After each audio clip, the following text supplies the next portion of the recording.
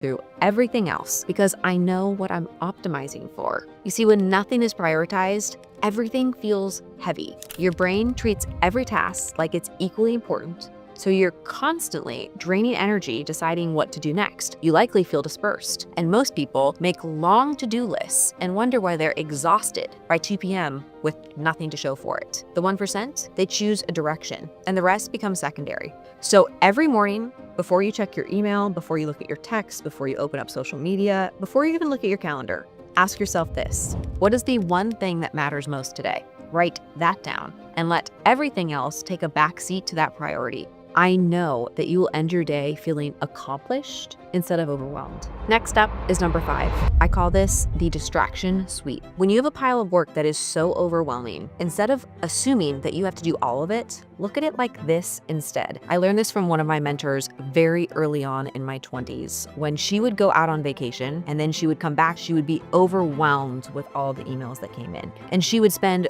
weeks catching back up on the emails because she felt like she had to get all of them done and all of this work had to be completed by her. And instead of continuing to do that, she started doing an inbox sweep. And her inbox sweep looked like this. She would send an email to the entire company saying, I have just deleted every email in my inbox, which means that if I haven't responded to you on something that is urgent, please resend. So all of a sudden, she cleared out thousands of emails in a moment, and only the most important, priority, urgent things came back to her. What was she doing? She was using this distraction sweep. She was clearing out the noise and refocusing on what do I actually need to know and need to do, because all of it is not of equal importance. So today, when my focus feels fragmented, I might have 20 tabs open, lots of notifications piling up, and inputs coming at me. I close everything, every tab, every app.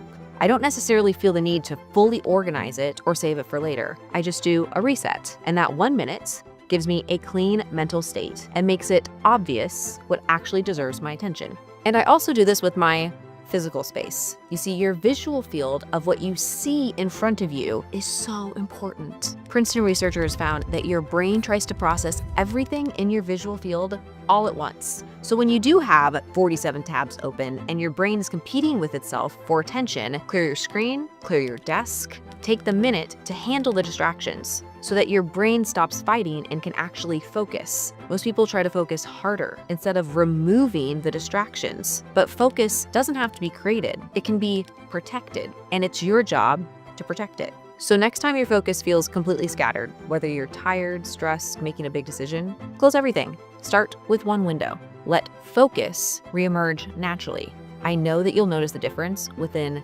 60 seconds. Lastly, habit 6, the power pose. When I'm about to walk into something high pressure, a difficult conversation, a decision I've been avoiding, a moment where I need to lead, heck, even shooting a YouTube video, I don't hype myself up with a bunch of affirmations and pump up music that's going to distract me. I do something easier and much more efficient. I stand still. I feel planted.